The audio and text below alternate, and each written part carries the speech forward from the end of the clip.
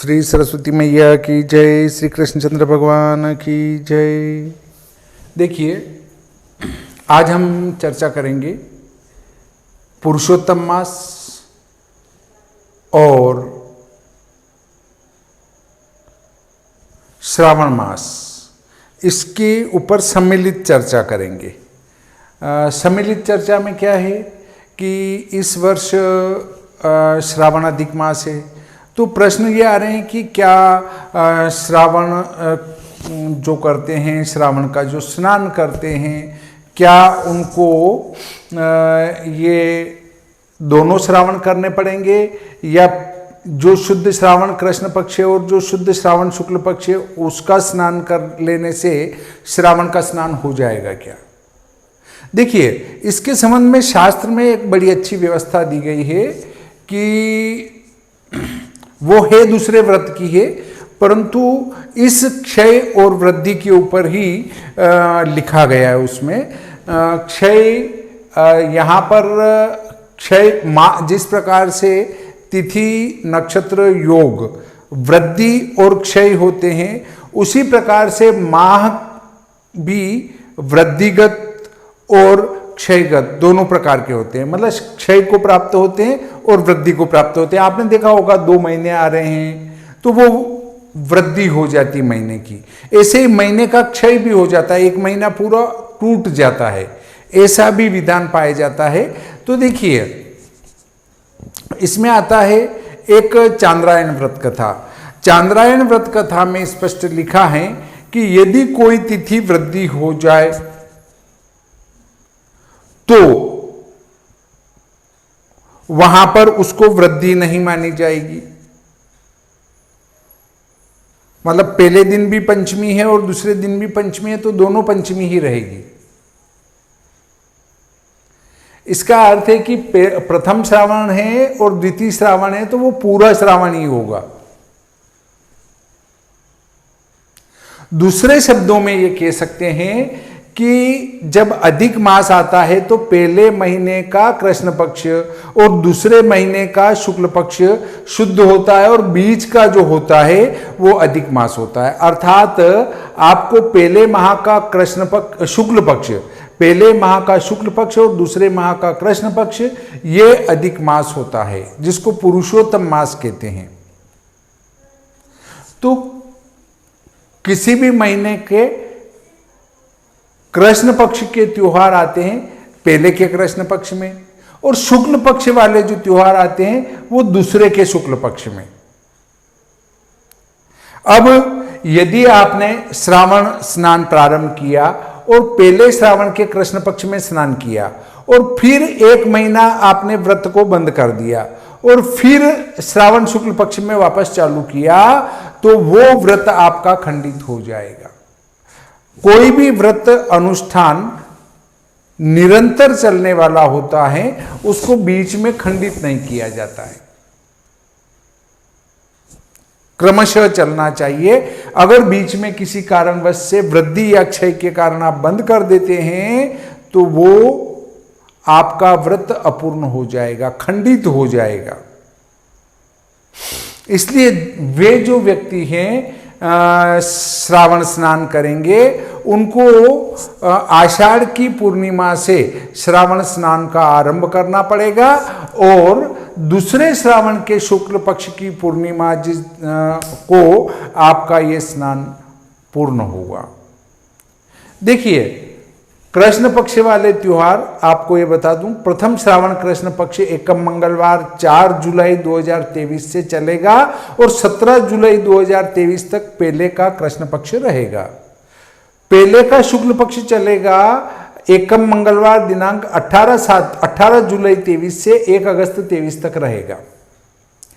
दूसरे का कृष्ण पक्ष एकम बुधवार दिनांक 2 अगस्त 23 से चलेगा, 16 अगस्त 23 तक रहेगा। इसी प्रकार दूसरे का शुक्ल पक्ष एकम गुरुवार 17 अगस्त 23 से चलकर 31 अगस्त 23 तक रहेगा। तो ये 15 दिन शुद्ध हैं और ये 15 दिन शुद्ध हैं। इसमें ये अधिमास आता है। अधिक मास स्नान करने वाले का 18 जुलाई की बजाय 18 जुलाई से अधिक मास प्रारंभ होगा। 18 जुलाई 2023 से लगाकर 16 अगस्त 2023 तक अधिक मास स्नान करने वाले का स्नान चलेगा। पुरुषोत्तम मास जो करते हैं उनका रहेगा। अब देखिए, इस पुरुषोत्तम मास में पूर्व के वीडियो में भी मैं बता चुका हूं कि पहले और दूसरे में क्या पर्व आएंगे। पर्व आएंगे, एक तो चतुर्थी का व्रत, कृष्ण पक्ष की चतुर्थी का व्रत यहां आएगा दूसरे के कृष्ण पक्ष में, ठीक है। दूसरा व्रत आएगा एकादशी के व्रत 2, इसका एकादशी का और इसका एकादशी का।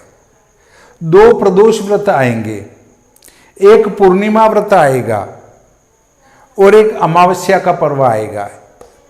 इस प्रकार 6-7 इसमें व्रत पर्व आएंगे, उत्सव आएंगे। परंतु जो मुख्य पर्व हैं, जैसे पहले श्रावण में हरियाली अमावस्या आएगी, तो वो हरियाली अमावस्या पहले की कृष्ण पक्ष की अमावस्या होगी और रक्षाबंधन आएगी वो दूसरे के शुक्ल पक्ष में आएगी। तो अब आपके बात क्या रही कि जो एकादशी और अमावस्या पूर्णिमा करते हैं उनके तो कोई समस्या नहीं, क्योंकि उनको तो निरंतर सारी करना है। पर वे जो श्रावण का स्नान करेंगे उनको पहले के आषाढ़ की पूर्णिमा से लगाकर दूसरे श्रावण की पूर्णिमा तक श्रावण का स्नान करना पड़ेगा, तब जाकर उनके श्रावण मास पूरा होगा। और ऐसे ही श्रावण सोमवार करते हैं तो आपको 4 इसके और 4 इसके 8 सोमवार के व्रत करने पड़ेंगे, और एकाध अधिक आ जाता है तो 9 व्रत करने पड़ेंगे। मतलब 8 सोमवार के व्रत तो आपको करने ही पड़ेंगे, अन्यथा बीच में अगर आप छोड़ते हैं तो आपका क्रम टूट जाएगा, और जब क्रम टूट जाएगा तो आपका अनुष्ठान खंडित माना जाएगा। इसलिए आपको ये दोनों श्रावण मनाने पड़ेंगे, व्रत पर्व मनाने पड़ेंगे, और स्नान करना है तो उसमें स्नान भी आपको इनमें ही करना पड़ेगा। शायद यहाँ तक आपकी कोई समस्या बाकी नहीं रही होगी। फिर भी कोई समस्या आती है तो कमेंट बॉक्स में आप कमेंट अवश्य करें। और प्रश्न आए हैं मेरे पास जो वो वीडियो बनाया उसके बाद कि क्या हम इस श्रावण में ग्रहारंभ कर सकते हैं। देखिए, गृह प्रवेश तो देवशयन के साथ ही बंद हो जाते हैं। जैसे ही देवशयन हुआ वहां से देवउठनी एकादशी तक आपके सभी प्रकार के मतलब विवाह और गृह प्रवेश ये मुहूर्त बंद हो जाएंगे। अब आपके पास जो बचता है ग्रहारंभ, वाहन क्रय करना, अन्य छोटे मोटे जो मुहूर्त है, जो आवश्यकीय मुहूर्त होते हैं उनको किया जा सकता है। और उनके लिए क्या नियम है? उनके लिए ये नियम है कि जो अधिक मास आता है, मतलब पहले महीने का शुक्ल पक्ष और दूसरे महीने का कृष्ण पक्ष, ये अधिक मास है, और इस अधिक मास के अंदर आपको किसी भी प्रकार के शुभ मुहूर्त को करने की अनुमति नहीं देता है।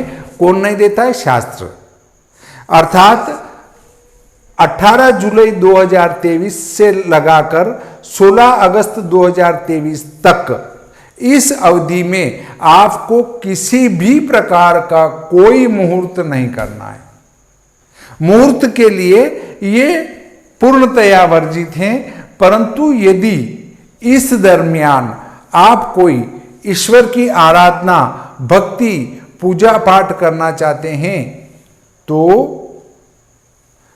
इसमें निर्बाध रूप से कर सकते हैं। पुरुषोत्तम, जो पुरुषों में उत्तम है,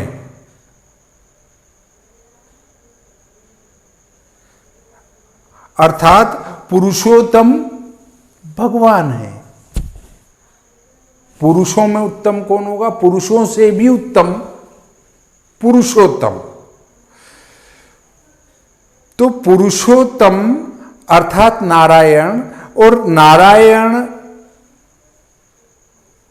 ने इस महीने को स्वीकार किया है। अर्थात भगवान ने इस महीने को वचन दिया है कि तू मेरे नाम से विख्यात होगा, पुरुषोत्तम मास नाम से विख्यात होगा, और तेरे अंदर पूजा पाठ व्रतोत्सव आदि किए जाएंगे। इस अधिक मास की रचना राक्षस को मारने के लिए की थी, जिसमें ये वरदान मांगा था राक्षस ने कि दिन में न मरूं, रात में न मरूं, 12 महीने में न मरूं। तो उनने फिर 13वां महीना बनाया था। इस प्रकार उस राक्षस को 13वें महीने में मारा गया था। तो ये शायद आपके अच्छी प्रकार से समझ में आ चुका होगा। तो आज का ये प्रकरण मैं यहीं समाप्त करता हूँ। श्री सरस्वती मैया की जय, श्री कृष्णचंद्र भगवान की जय।